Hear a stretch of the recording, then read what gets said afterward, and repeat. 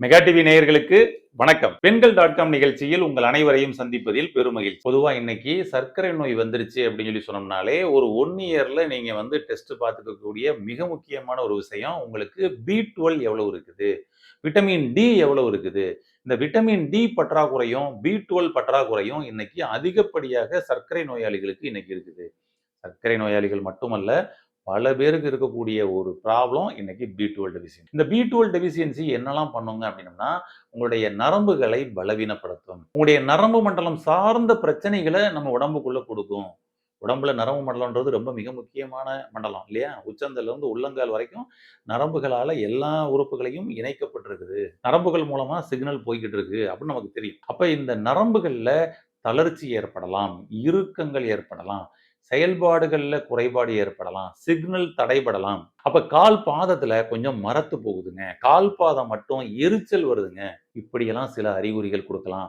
அப்படி உங்களுக்கு இருக்குதுன்னா நீங்க கொஞ்சம் செக் பண்ணி பாருங்க. உங்களுக்கு B12 கம்மியா இருக்கிறதுக்கான வாய்ப்புகள் இருக்கு. உங்களுக்கு அடிக்கடி உடல் சோர்வு, டயர்ட்னஸ், சோம்பல், லேசினஸ் உங்களுக்கு இருக்குதான்னு செக் பண்ணி பாருங்க. அதாவது வேலைகளை தள்ளி போடுறது. இப்ப இன்னைக்கு பார்க்க வேண்டிய வேலைய சரி இன்னைக்கு சாயந்தரம் பார்த்துக்குவோம், சரி நாளைக்கு காலைல பார்த்துக்கலாம், சரி இந்த வாரத்துல கடைசியில பார்த்துக்கலாமே, அடுத்த வாரம் பார்த்துக்கலாமே, அடுத்த மாசம் பார்த்துக்கலாமேன்னு சொல்லிட்டு சிறு சிறு வேலைகளை கூட தள்ளி போடக்கூடிய நிலை உங்களுக்கு இருக்குதுன்னா கொஞ்சம் செக் பண்ணி பாருங்க.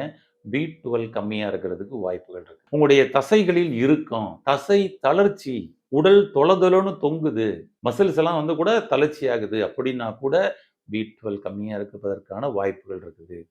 உங்களுடைய உடம்பு வெயிட் அதிகமா இருக்குது, வெயிட் குறையவே மாட்டேங்குது. நீங்க செக் பண்ணி பாருங்க. வைட்டமின் டியும் B12ம் கம்மியா இருப்பதற்கான வாய்ப்புகள் இருக்குது. வைட்டமின் டியும் நீங்க சேம் டைம் இன்கிரீஸ் பண்ணி வச்சுக்கங்க. வைட்டமின் B12யும் நீங்க இன்கிரீஸ் பண்ணி வச்சுக்கங்க. அப்ப உடல்ல இந்த மாரி தசை தளர்ச்சி, நரம்பு தளர்ச்சி, உடல் சோர்வு, டயர்ட்னஸ், சோம்பல் மட்டுமல்ல, தள்ளாட்டம். நீங்க நடக்கும் பொழுது நீங்க ஸ்ட்ரெய்ட்டா ஸ்டெடியா நடக்கிற மாரி உங்களுக்கு தெரியும்.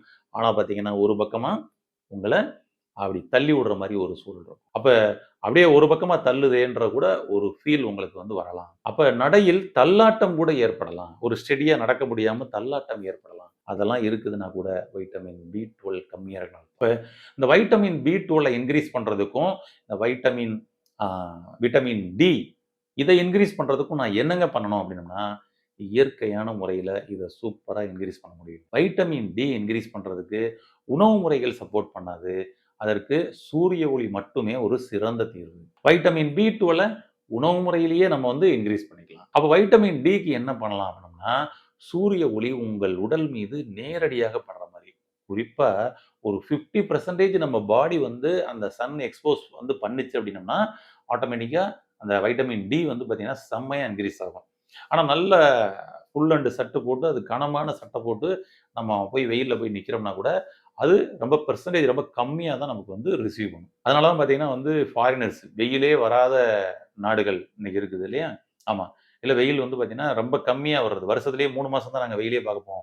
1 மாசம் தான் பார்ப்போம் அப்படிலாம் இருக்கிறாங்க. அப்ப அவங்கலாம் இன்னைக்கு நம்ம இந்தியா போன்ற வெப்பமயமான கண்ட்ரீஸ்ல உள்ள என்ன பண்றாங்க? சன் பாத் எடுத்துக்கிறாங்க.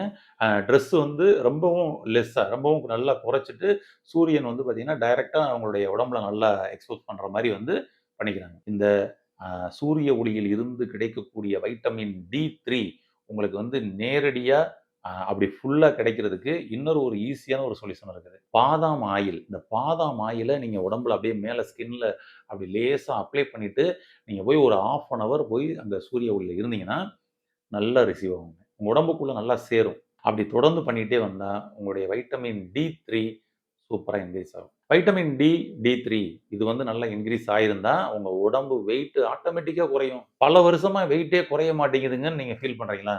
ஒரே ஒரு தடவ போய் நீங்க வைட்டமின் D3 மட்டும் எவ்வளவு இருக்குன்னு சொல்லி செக் பண்ணி பார்த்துருங்க லேப்ல. கன்ஃபார்மா கம்மியா இருக்கும். என்ன முயற்சி பண்ணி வேணாலும் பார்த்துட்டேன். பட்னியா கூட இருந்து பார்த்துட்டேன். எனக்கு வெயிட்டே குறைய மாட்டேங்குது அப்படின்னு சொல்லிட்டு பல வருஷமா நீங்க வெயிட் குறைக்கிற ப்ராசஸ்ல இருந்தும் வெயிட் குறைய மாட்டேங்குதுன்னு வருத்தப்படுறீங்களா? ஒரு தடவ போய் வைட்டமின் D3 எவ்வளவு இருக்குன்னு சொல்லி செக் பண்ணி பாருங்க. கன்ஃபார்மா கம்மியா தான் இருக்கும். 30க்கு மேல இருக்கணும். ஆனா பார்த்தீங்கன்னா 10, 12, 5, 7ன்னு சொல்லி ரொம்ப கம்மியா இருக்க கூட வாய்ப்புகள் இருக்குது. அதனால உடனடியா அந்த வைட்டமின் D3ய இன்கிரீஸ் பண்ணுங்க. சூரிய ஒளி மூலமாக மட்டும் தான் முடியும். ட்ரை பண்ணுங்க. அதேபோல B12ம் உங்களுக்கு கம்மியா இருக்கும். இங்க பாருங்க இது 2ம் சேம் அதிகமா டயபெட்டிக் பேஷண்ட்ஸ்க்கு வந்து இன்னைக்கு இருக்குது. இப்போ வைட்டமின் பி12 நான் எப்படிங்க இன்கிரீஸ் பண்ணிக்கிறது? இது உணவு முறையிலேயே இன்கிரீஸ் பண்ணிக்கலாம். ஏன்னா பி12க்கு நெறைய இன்னைக்கு ஆ சப்ளிமெண்ட்ஸ் கேப்சூல்ஸ்லாம் இன்னைக்கு வந்து இருக்குது.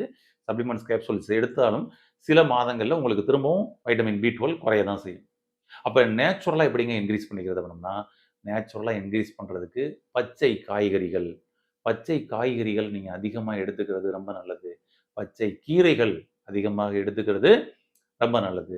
இப்படி பச்சை காய்கறிகளும், பச்சை கீரைகளும் அதிகமாக உங்களுடைய உணவுகள்ல சேர்த்துக்கிட்டு வந்தீங்கன்னா, பி12 இன்கிரீஸ் பண்றதுக்கு ரொம்ப அருமையா சப்போர்ட் பண்ணி குடுக்கும். நீங்க அசைவ பிரியர்கள் அப்படின்னு சொல்லி சொன்னோம்னா, ஆ மீன், ஃபிஷ்ஷு ஆமா. சால்மன் ஃபிஷ் சொல்லுவோம் இல்லையா? அது மாரி.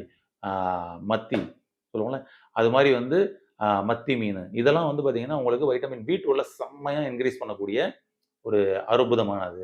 அப்ப அசைவ உணவு பிரியர்கள்னா, இது போல ஃபிஷ் நீங்க எடுத்துக்கலாம். மட்டன்ல இருக்குது இன்னைக்கு விட்டமின் பி12 இருக்குது. மட்டன்ல எடுத்துக்கலாம். ஆமா. ஃபிஷ்ஷு, மட்டன் இது மாரி உணவுகள நீங்க வந்து எடுத்துக்கலாம். யாரு அசைவ பிரியர்கள்னா. சைவ பிரியருங்க, ஐய்யயோ! நாங்க வந்து அசைவம் பக்கமே மாட்டோம் அப்படின்னு சொல்லி சொன்னோம்னா, நீங்க பன்னீர் எடுத்துக்கலாம். பன்னீர்ல இன்னைக்கு வந்து வைட்டமின் பி12 நல்லா இருக்குது.